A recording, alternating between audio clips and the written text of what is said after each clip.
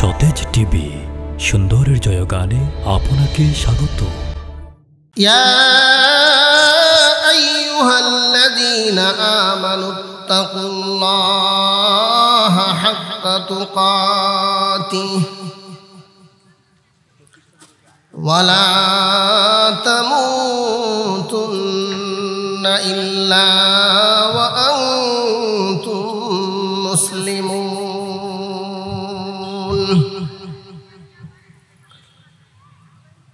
وقال رسول الله صلى الله عليه وسلم: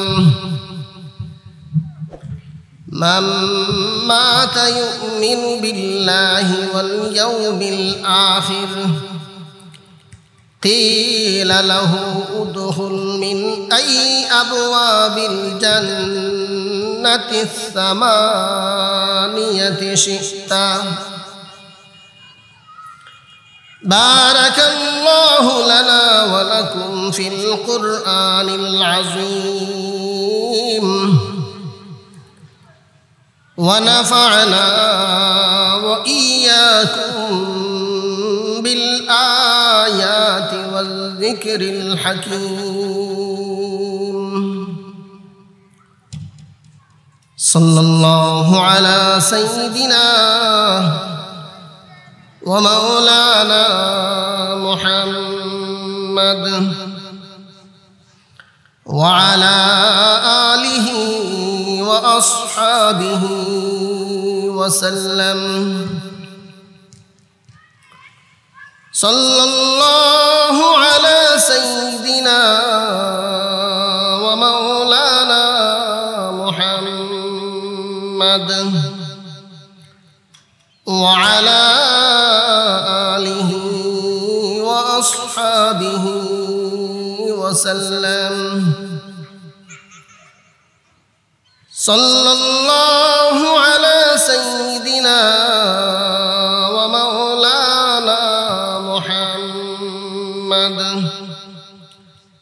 وعلى آله وأصحابه وسلم. الحمد لمن قدر خيرا وخبالا. الحمد لمن قدر خيرا وخبالا. والشكر لمن صور حسنا وجمالا. والشكر لمن صور حسنا وجمالا. فرد صمد عن صفة الخلق بريء.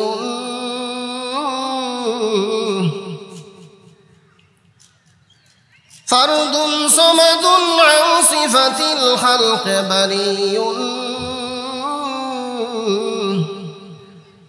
رب أزلي خلق الخلق كمالا. رب أزلي خلق الخلق كمالا.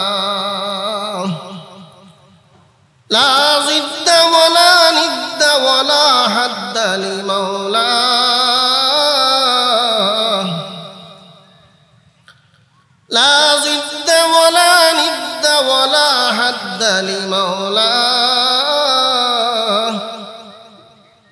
الآن كما كان ولم يلق زوالا. الآن كما كان ولم يلق زوالا. يا أيها الذين آمنوا اتقوا الله. আল্লাহ তাআলা বলেন, হে ঈমানদারেরা, ইত্তাকুল্লাহ, তোমরা আল্লাহ তাআলাকে ভয় করো। আয়াতে আল্লাহ তাআলা ইয়া আইয়ুহান নাস বলেন নাই। আল্লাহ তাআলা ইয়া আইয়ুহাল্লাযীনা আমানু, আল্লাহ তাআলার উপর যারা ঈমান আনছে, আল্লাহ তাআলাকে যারা বিশ্বাস করেছে, এক আল্লাহ তাআলার সাক্ষী দিয়েছে, লা ইলাহা ইল্লাল্লাহ যার অন্তরে জায়গা দিয়েছে শুধুমাত্র আল্লাহ তাআলা, তাদেরকেই খেতাব করেছেন ইয়া আইয়ুহাল্লাযীনা আমানু, হে ঈমানদারগণ।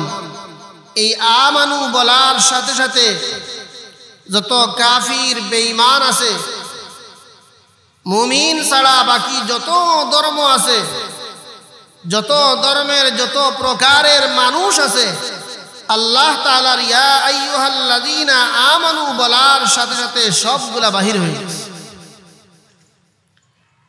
শুধুমাত্র আল্লাহ তাআলা মহব্বতের নজরে ঈমানদার বান্দাদেরকে ডাক দিচ্ছেন, ইয়া আইয়ুহাল্লাযীনা আমানু ইত্তাকুল্লাহ, তোমরা আল্লাহ তাআলাকে ভয় করো। ইয়া আইয়ুহাল্লাযীনা আমানু, হে ঈমানদার বান্দারা, ইত্তাকুল্লাহ, তোমরা আল্লাহ তাআলাকে ভয় করো। আল্লাহ তাআলাকে ভয় করা, আল্লাহ তাআলাকে ভয় করা, ইত্তাকুল্লাহ। এখানে তাকওয়ার আলোচনা আসছে। ইত্তাকু, তাকওয়া থেকে ইত্তাকু। তাকওয়ার অর্থ হলো বিরত থাকা, বেঁচে থাকা। ভয় করাও তার একটা অর্থ। কারণ আল্লাহ তাআলা যে সকল বিষয় থেকে নিষেধ করেছেন, এই সব বিষয় সম্পর্কে ভয় করা উচিত। এই ভয় হলো খুদাই ভয়, আল্লাহ তাআলার শাস্তির ভয়। আল্লাহ তাআলা যে সকল বিষয় থেকে নিষেধ করেছেন, এই সকল বিষয় যদি মানুষ মেনে না চলে, বেঁচে না থাকে, এই সকল বিষয় থেকে যদি মানুষ বেঁচে না থাকে, তাহলে মহান রব্বুল আলামিনের শাস্তির আওতায় পড়ে যাবে। এই জন্য তাকওয়ার স্তর হলো তিনটা। তাকওয়ার 1 নাম্বার স্তর, সর্বনিম্ন স্তর যেটা, এইটা হলো মানুষ কুফর এবং শিরিক থেকে বেঁচে থাকবে। অন্যান্য গুনাহে লিপ্ত হবে কিন্তু কুফর এবং শিরিক থেকে বেঁচে থাকবে, এদেরকেও এক প্রকারের মুত্তাকি বলা হয়। এটা হলো সর্বনিম্ন দরজার মুত্তাকি। শুধু তারা কুফর এবং শিরিক থেকে বেঁচে থাকবে, অর্থাৎ আল্লাহ তাআলার সাথে কাউকে শরীক করবে না, অংশীদার বানাবে না, এদেরকেও আল্লাহ তাআলা মুত্তাকি বলেছেন। 2 নম্বরের আরেক স্তর হলো তাকওয়া। এর 2 নম্বর স্তর হলো বান্দা এমন সব কাজ থেকে বেঁচে থাকবে, এমন সব বিষয় থেকে নিজেকে বাঁচিয়ে রাখবে যে সকল কাজ আল্লাহ এবং আল্লাহর রাসূলের পছন্দনীয় নয়। কোরআনে কারীমে এবং রাসূল করিম সাল্লাল্লাহু আলাইহি সাল্লাতু ওয়াসসালামের আহাদিসে যত জায়গায় তাকওয়ার ফজিলত সম্পর্কে আলোচনা করেছেন, এই দ্বিতীয় স্তরের আলোচনা করেছেন। তাকওয়ার 3 নাম্বার স্তর হলো সবচেয়ে আলা দরজার তাকওয়া, যেটা অর্জন করেন আম্বিয়ায়ে কেরাম এবং আল্লাহ তাআলার কিছু খাস বান্দারা, আল্লাহ তাআলার কিছু ওলিরা, আল্লাহ তাআলার মায়ার বান্দারা যেই স্তরটা অর্জন করেন, এই স্তর হলো অন্তরকে আল্লাহ ব্যতীত সবগুলা থেকে বাঁচিয়ে রাখা। সদা সর্বদা অন্তরে আল্লাহ তাআলার স্মরণ, আল্লাহ তাআলার সন্তুষ্টি, এইগুলাকে জায়গা দিয়া অন্তরকে ভরপুর করে রাখা। এটা হলো সর্বোচ্চ তাকওয়া।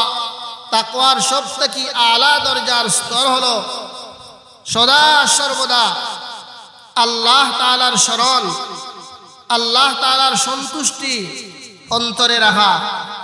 অন্তরে আল্লাহ ছাড়া আর কিছু নাই, অন্তরে শুধুমাত্র এক আল্লাহ তাআলার হামদ ও সানা, এক আল্লাহ তাআলার গুণগান, এক আল্লাহ তাআলার তাসবিহাত, এই সব করার নাম হলো আলা দরজার তাকওয়া অবলম্বন করা।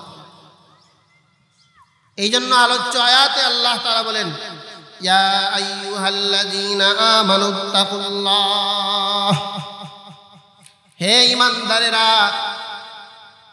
তোমরা আল্লাহ তাআলাকে ভয় করো, হাক্কা তুকাতিহি, তার হক অনুযায়ী যেমন ভাবে ভয় করার তেমন ভাবে ভয় করো, যেমন ভাবে ভয় করার তেমন ভাবে ভয় করো। আল্লাহ তাআলার হক অনুযায়ী আল্লাহ তাআলাকে ভয় করো। আল্লাহ তাআলার হক অনুযায়ী ভয় করা কিভাবে?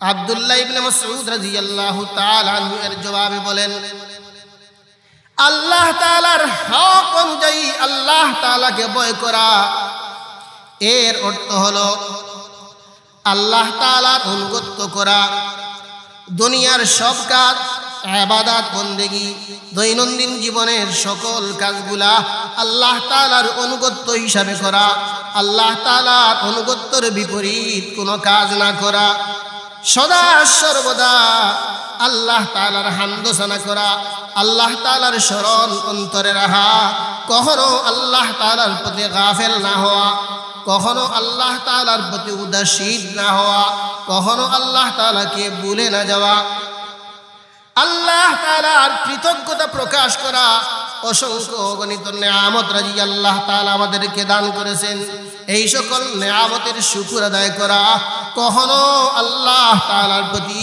অকৃতজ্ঞ না হওয়া, এইভাবে জীবন পরিচালনা করার নাম হলো আল্লাহ তাআলার হক অনুযায়ী আল্লাহ তাআলাকে ভয় করা।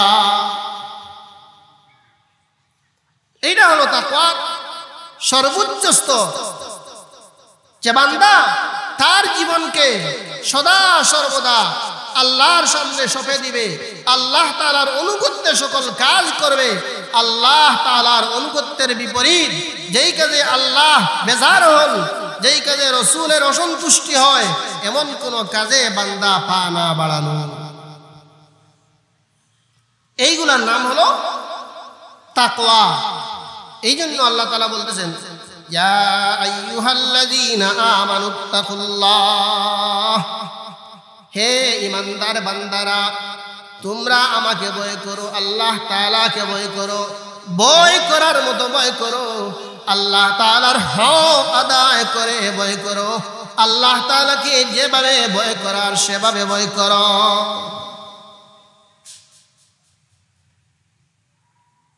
এই জন্য সাহাবায়ে কেরাম রাসূলের সুহবত ইয়াফতা ছিলেন, যার কারণে আল্লাহ তাআলাকে সদা সর্বদা ভয় করতেন, তাকওয়ার জীবন অবলম্বন করতেন।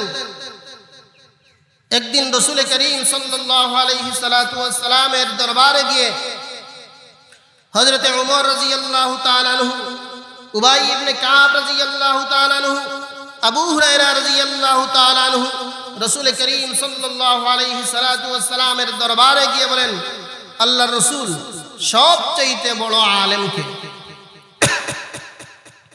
রাসূল করিম সাল্লাল্লাহু আলাইহি সাল্লাতু ওয়াস সালাম জবাব দিলেন, সবচেয়ে বড় আলেম হলো বুদ্ধিমান ব্যক্তি, যার বুদ্ধি সবচেয়ে বেশি, যার জ্ঞান আছে, বুদ্ধিমান ব্যক্তি সবচেয়ে বড় আলেম।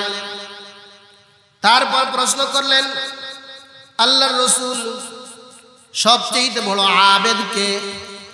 রাসূল একই উত্তর দিলেন, সবচেয়ে বড় আবেদ বুদ্ধিমান ব্যক্তি।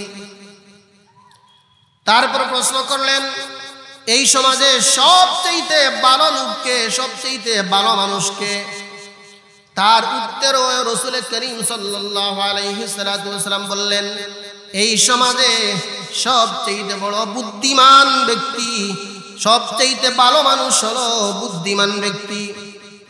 তখন ওমর রাদিয়াল্লাহু তাআলা আনহু, আবু হুরায়রা রাদিয়াল্লাহু তাআলা আনহু, উবাই ইবনে কাব রাদিয়াল্লাহু তাআলা আনহু রাসূল করিম সাল্লাল্লাহু আলাইহি সাল্লামকে জিজ্ঞাসা করলেন, আল্লাহর রাসূল যারা আল্লাহর রাস্তায় দান খয়রাত করে বেশি বেশি, মানবতা বোধ যাদের আছে এবং দানশীলতায় প্রসিদ্ধ, তারা কি বুদ্ধিমান নয়?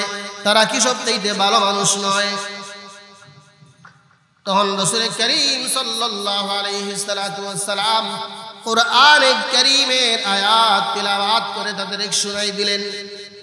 ওয়া ইন কুল্লু যালিকা লাম্মা মাতাউল হায়াতিদ দুনিয়া ওয়াল আখিরাতু ইনদা রাব্বিকা লিল মুত্তাকিন।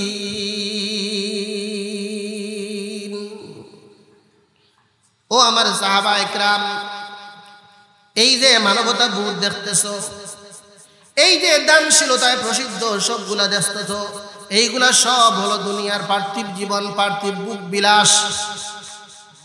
কিন্তু আখিরাত, পরকালের জীবন, পরকালের শান্তি, এই সবগুলা হলো মুত্তাকিনদের জন্য।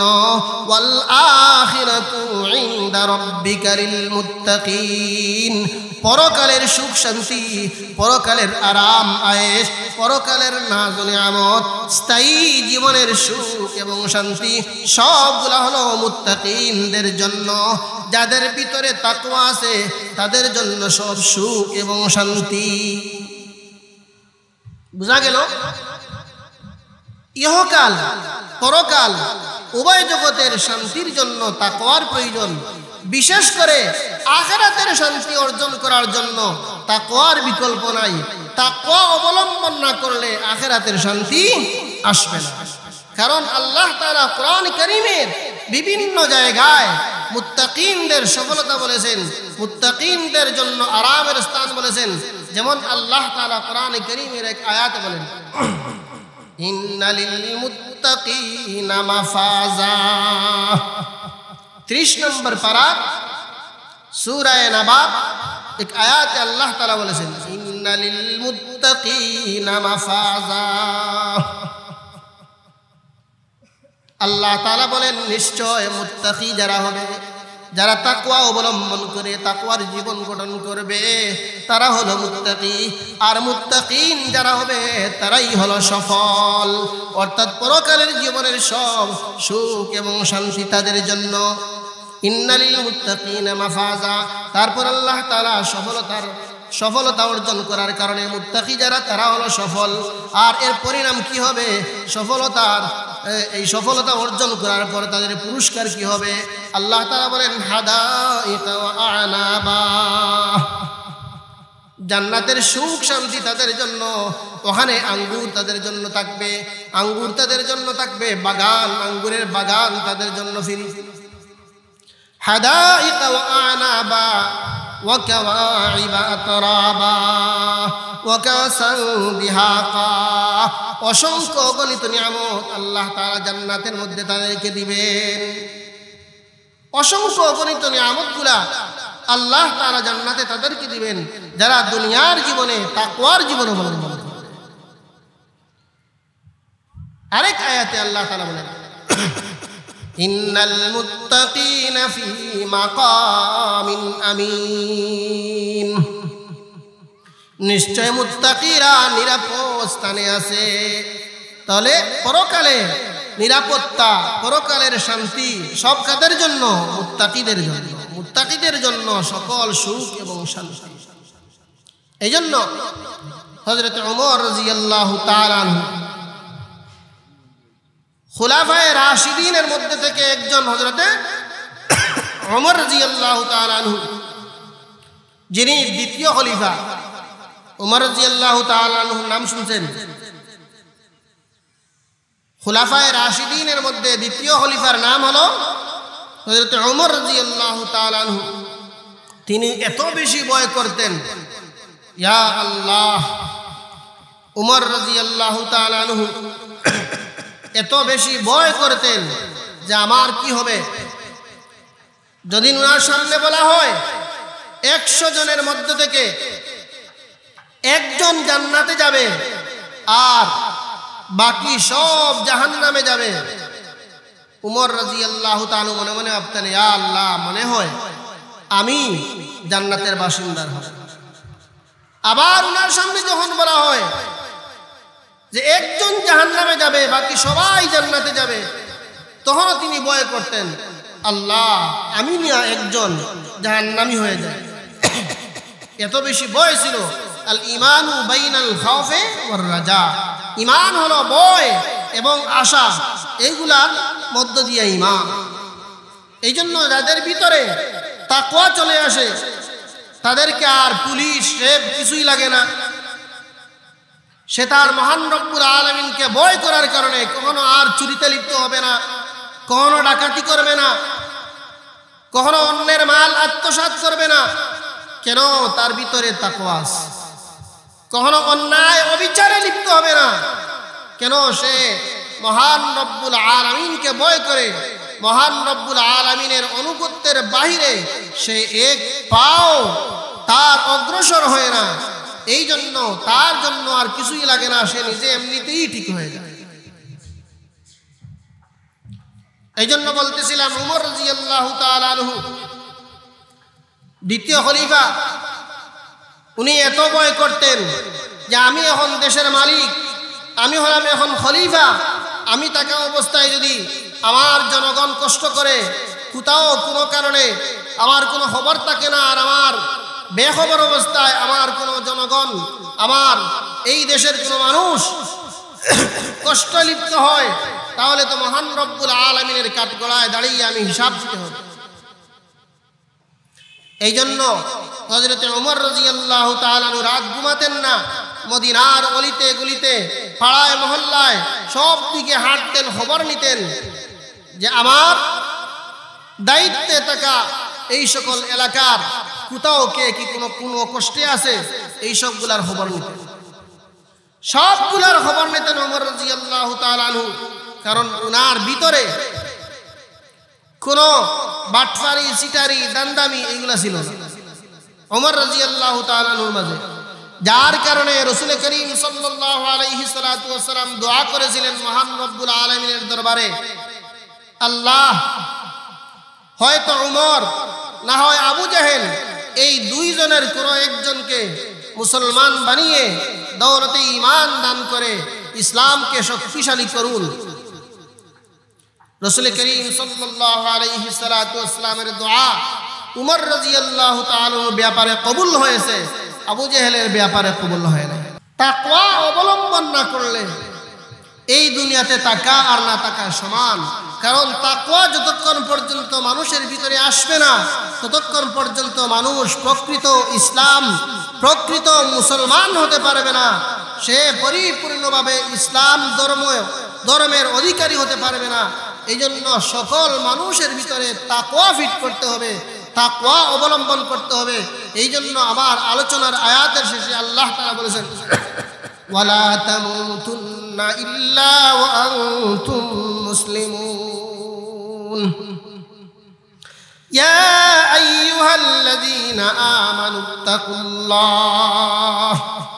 হে ঈমানদারেরা তোমরা আল্লাহ তাআলাকে ভয় করো, হাক্কা তুকাতিহি, যেমন ভাবে ভয় করার তেমন ভাবে ভয় করো। আল্লাহ তাআলার পরিপূর্ণ হক আদায় করে তোমরা আল্লাহ তাআলাকে ভয় করো। তারপর আল্লাহ তাআলা বলেন, ওয়ালা তামুতুন্না ইল্লা ওয়া আনতুম মুসলিমুন, আর তোমরা মুসলমান না হইয়া মরিও না। মুসলমান না হইয়া মরিও না, মুসলমান না হইয়া মরিও না। এতে বোঝা যায় যে মুসলমান হয় ওই ব্যক্তি যার ভিতরে তাকওয়া আছে, যার ভিতরে তাকওয়া নাই সে মুসলমানই নয়। এই জন্য মুসলমান না হয়ে মরিও না, মুসলমান না হয়ে দুনিয়া থেকে যেও না। বোঝা গেল যার ভিতরে তাকওয়া নাই সে মুসলমান হতে পারবে না। সুতরাং তোমরা মুসলমান হও, তোমরা তাকওয়া অবলম্বন করো। বোঝা গেল একজন মানুষের পুরা ইসলাম এর অর্থই হচ্ছে তাকওয়ার জীবন গঠন করা, অর্থই হচ্ছে তাকওয়ার জীবন গঠন করা। তখন কোনো ব্যক্তি যদি তাকওয়ার জীবন গঠন করে আল্লাহ তাআলা তার উপর রাজি আর খুশি হবেন। এই জন্য রাসূল করিম সাল্লাল্লাহু আলাইহি সাল্লাতু ওয়াসাল্লামের হাদিস, মাম্মা তায়ুমিনু বিল্লাহি ওয়াল ইয়াউমিল আখির, যে ব্যক্তি মারা যাবে এমন অবস্থায় আল্লাহ তাআলাকে বিশ্বাস করে এবং আখিরাতকে বিশ্বাস করে, আল্লাহ তাআলাকে বিশ্বাস করে, আখিরাতকে বিশ্বাস করে, কিলা লাহু উদখুল মিন আই আবওয়াবিল জান্নাতি সামানিয়াতি শিতা, তার জন্য বলা হবে জান্নাতের 8টা দরওয়াজা তোমার জন্য খোলা, যেই দরজা দিয়ে ইচ্ছা তুমি প্রবেশ করতে পারো।